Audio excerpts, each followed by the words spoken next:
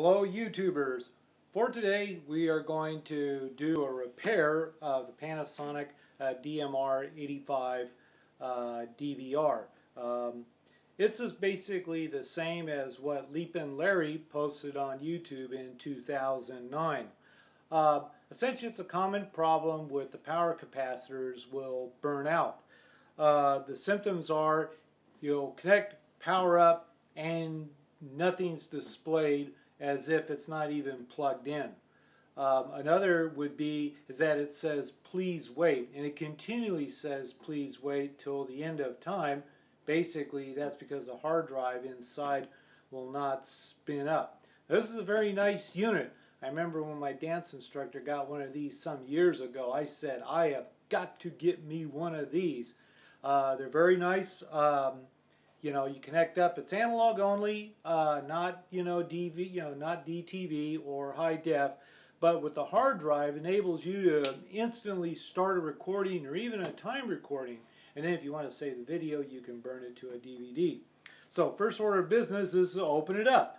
So we have you have a screw on each side right here, and then these three screws on the rear. Oh yeah, take a look at the back. Look at all those inputs and outputs. Boy, techies just love that stuff.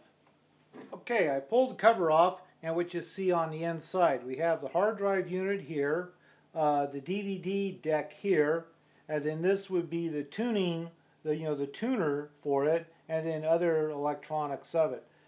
4 screws you want to remove are one here, here, there, and there. Now this one right here is for, I guess, this strap to hold on to it. I'm going to decide not to remove it, and then we'll just gingerly remove the hard drive. Okay, what I did is I actually propped up the DVR for the video view. So the 4 screws, actually there is one right up here and then 2 down here below, so I unscrew that. So then we'll just gingerly, kind of carefully move this. Oh yeah, there's another item kind of mentioned while we're doing this real time. There's a power connector right here, so you may want to disconnect that, and I use a screwdriver to carefully remove the connector. Basically this is actually a real-time repair. I have the capacitors that I'll show later on in the video, so if this job doesn't work out, then you can see it flame and smoke in real time. Like I'm saying, there's this connector right here, but I'm just going to flip the hard drive over, and then of course my screws fall out, and then I want to make sure I collect all of them, right here before I go on any further. Okay, I collected all 4 screws for the hard drive mounting. I put gaffer's tape to just put the hard drive up out of the view. Right here is the board with the capacitors in question, which are right here. Before I remove this board, there is another connector right here that I want to gingerly, carefully remove as to not, bend these pins too much. Oh yeah, there's also a screw right here that needs to be removed. This is the power connector. Basically, this is like the whole power board. We will proceed on to see if these are indeed the capacitors, as just like leapnlarry mentioned in his video. I zoomed in, and you can see the 2 capacitors in question right here, where they're kind of puffed on top. Alrighty folks, continuing on, repairing the Panasonic DMR-E85. I removed this screw right here for this connector. Then I'll carefully remove this connector right here. I want to just be very careful with that. Now let's see, pull this whole board out, and okay, there we go. All these things are like a jigsaw puzzle and how they get in there. Here we go. It's out. We're looking at the 2 capacitors that are malfunctioned, and yes, the part numbers is C1260 and C1261. They say these are 680 microfarad I need to look what the voltage is. Oh, it looks like 10 volts. Okay, here are the replacement capacitors, and like Leap and Larry said, he did not find a 680 microfarad, but only 1000 microfarad. These were purchased at Fry's Electronics in Sunnyvale. However, according to this video, these should work just as well. Okay, now the scary part. This will be desoldering the two capacitors with this desoldering tool. It's basically a little instant vacuum. Weller soldering station and safety glasses. Okay, people from the 20th century figure, only wimps use safety glasses. Hey, I'm old enough to remember watching Star Trek, the original series, when it was prime time and not a rerun. I'm going to wear these because I'm not going to take any chances. Fortunately, they did label the board on the solder side of what the leads of the two capacitors are.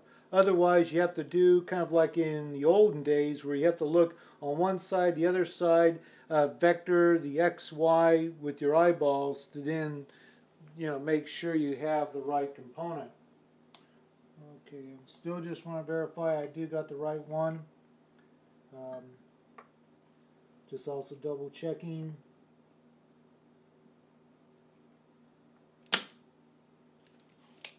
Yeah, I'm not able to get in there.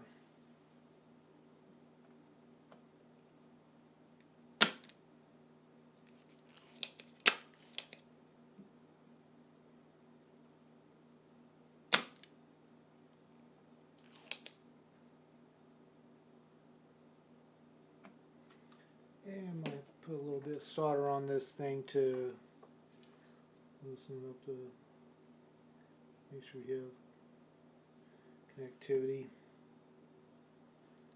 or wet the iron.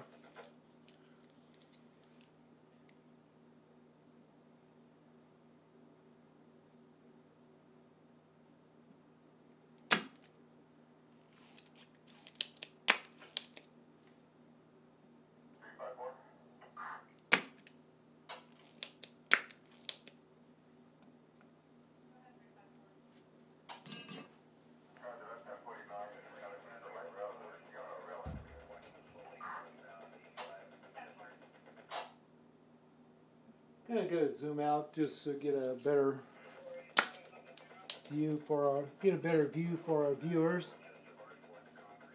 So here it is.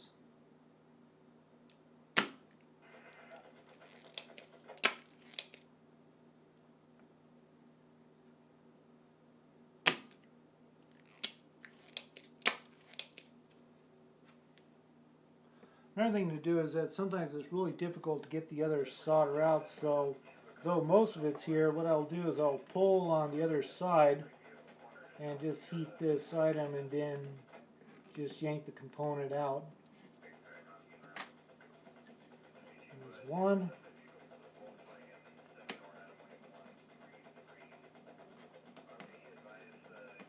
And come on. And pull on the component on the other side.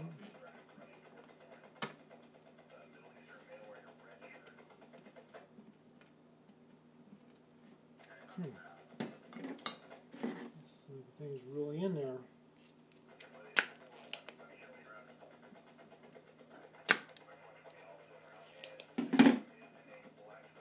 Alrighty, folks, I'm not a real expert at this, but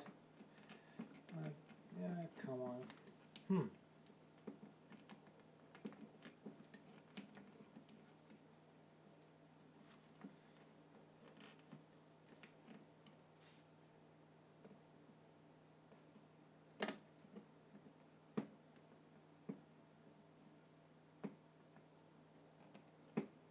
I have to heat up the whole thing. I don't want to apply too much heat. Okay, there we go.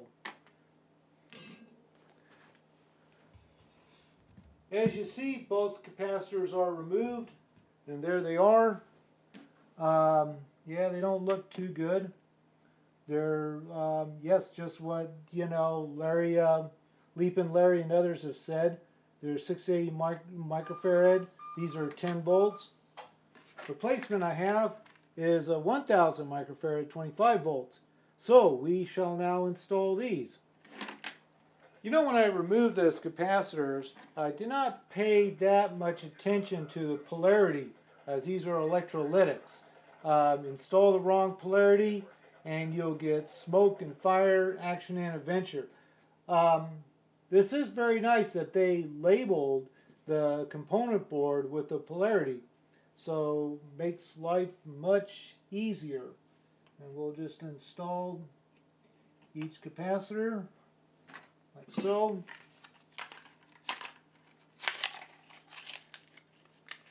Just want to double check our polarity for both these guys.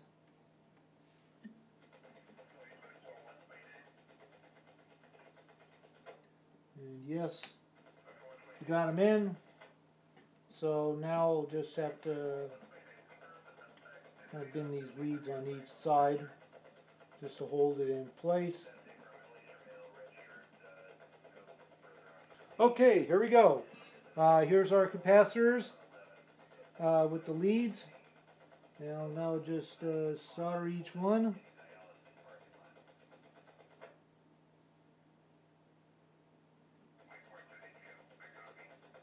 I just paused the video a little bit to get my snips.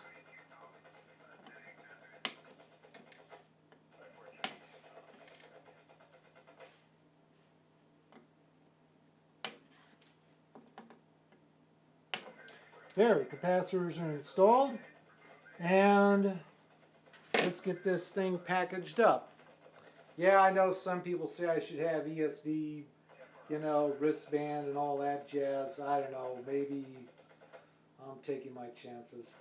Okay, I repositioned the DVR so we can, you know, proceed on to show mounting the board back in place.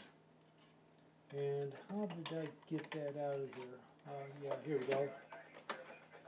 Okay, this connector right here needs to be a little careful because it looks like some special kind of connector.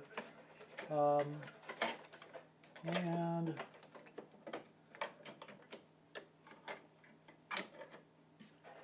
get that in. Okay, looks like we're lined up just about. Let's see here. What do we have? Okay, there we go. Got that in place. Just gotta slide.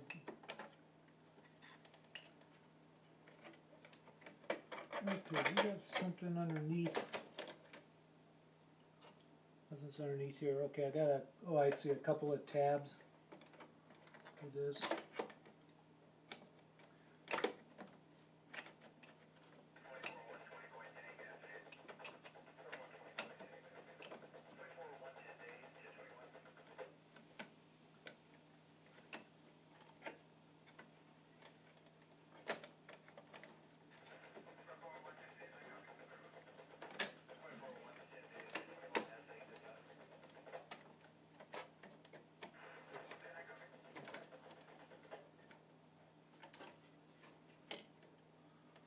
Okay, it looks like it's all in place except for this one. Ah, there we go.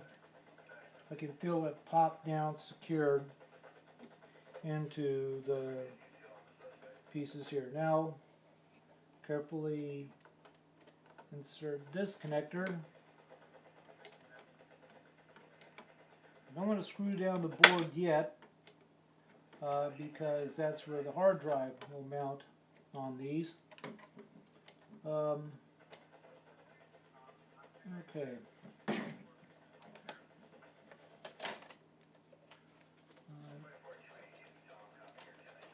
didn't bother to disconnect that other item. That's this other cable up in here. So now just carefully get it all lined up.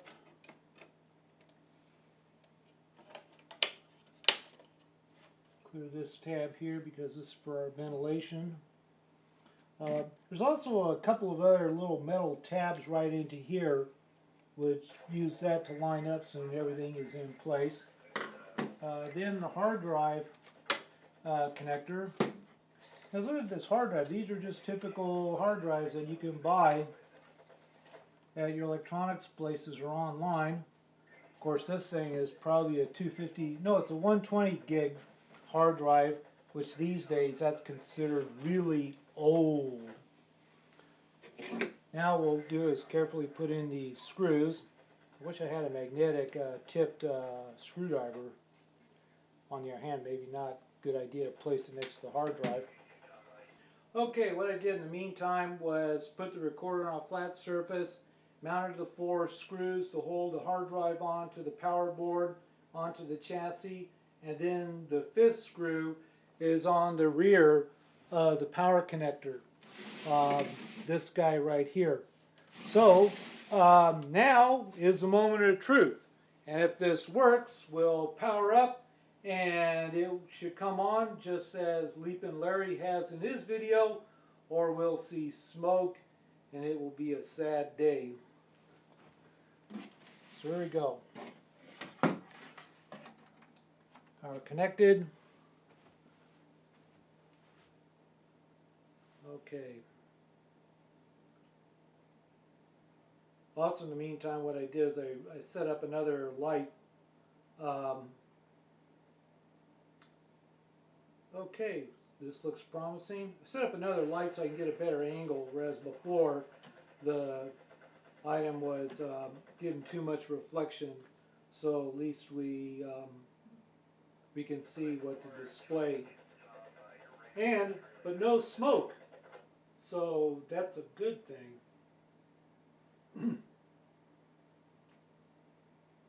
Continue recording. So for those of you who have gone through this exercise, you'll be able to time out there. And hey, look at that. You know what? I think we're in business. Now if I were to turn this off, I wonder if it still retained my time that I had.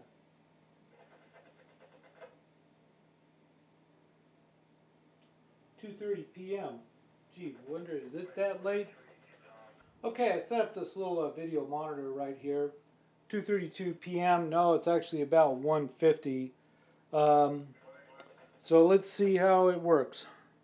Ah, here we go. I had a bad gel cell on this battery, but it appears that it is here. So I'm going to see if it remembered all those TV shows that I had. Hey, look at that.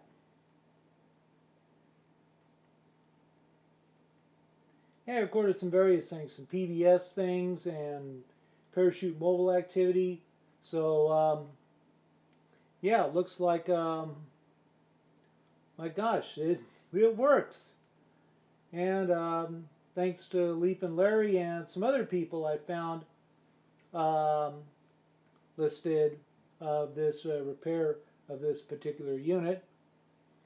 And yes, there's also a movie that I recorded, you know, really interesting. Okay, so there it is, the repair of the Panasonic DMR-E85H or 85 or E85, I don't know, DMR-E85. These things are really nice. There's another version, it's the 75, that has a VHS deck and it has a FireWire input. Not that many people would use it, but it has kind of more stuff. This has like a timer recorder. It's analog only, NTSC, standard definition, but it does have a timer, so I use this to record movies and other shows. Or sometimes if I see something that's happening like, oh my gosh, this is incredible, I just come over here, press the record button, and it will record right then. And then what you can do is you can either divide up your recordings, and then what you do is you can burn it to a DVD for archiving. A real nice unit. These do sell at competitive prices on eBay. In other words, it's not exorbitantly expensive, but if you're a seller, you should be able to get a good price. Unfortunately, I think these things were only on the market for a couple years. So, there it is. And the links will be, just look in the description for the various links of everything. Alrighty folks, there you go.